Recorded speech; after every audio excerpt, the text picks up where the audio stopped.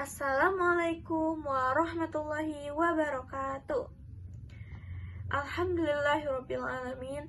Wassalatu wassalamu ala asrofil anbiya'i wal mursalin sayyidina Muhammadin wa ala alihi wa sahbihi ajmain. Sampurasun.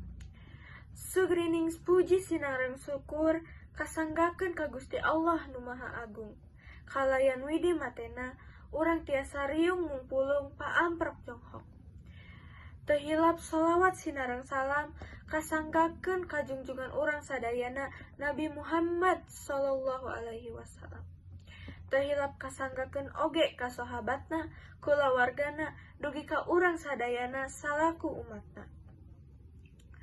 Sataacana ngahaturkeun nuhun ka panitia acara anu parantos masihan waktos sareng tempat.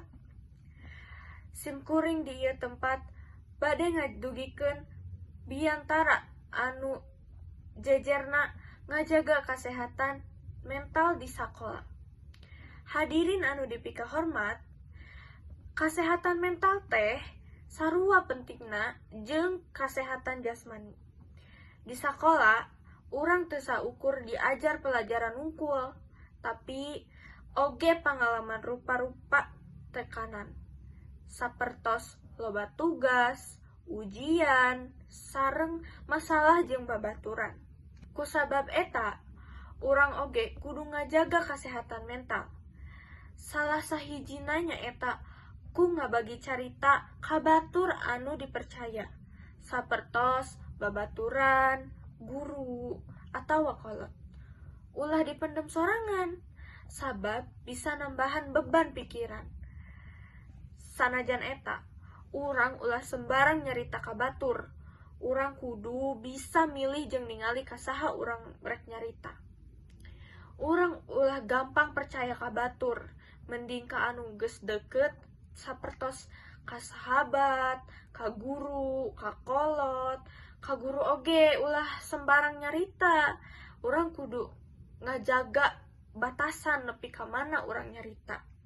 Cindekna, urang kudu ngajaga kesehatan mental sapertos urang ngajaga kesehatan fisik. Sabab kaduana sarua pentingna. Ulah sok mendem masalah sorangan, sabab eta bisa jadi matak.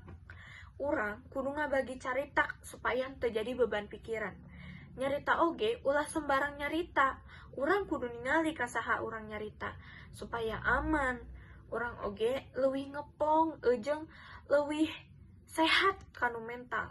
Rupina sakitu nu kapihatur. Hapunten bilih aya basa nu pasalia. Kirang tata titi, duduga sareng parioga. Boboja panon urang susupan, nedah ageng cukup lumur jembar pangampura anu diteda. Generasi ayeuna kudu jadi generasi anu sehat tur kuat mental. Sabab generasi ayeuna anu nangtukeun nasib bangsa kahareupna. Wabillahi taufik wal hidayah. Wassalamualaikum warahmatullahi wabarakatuh.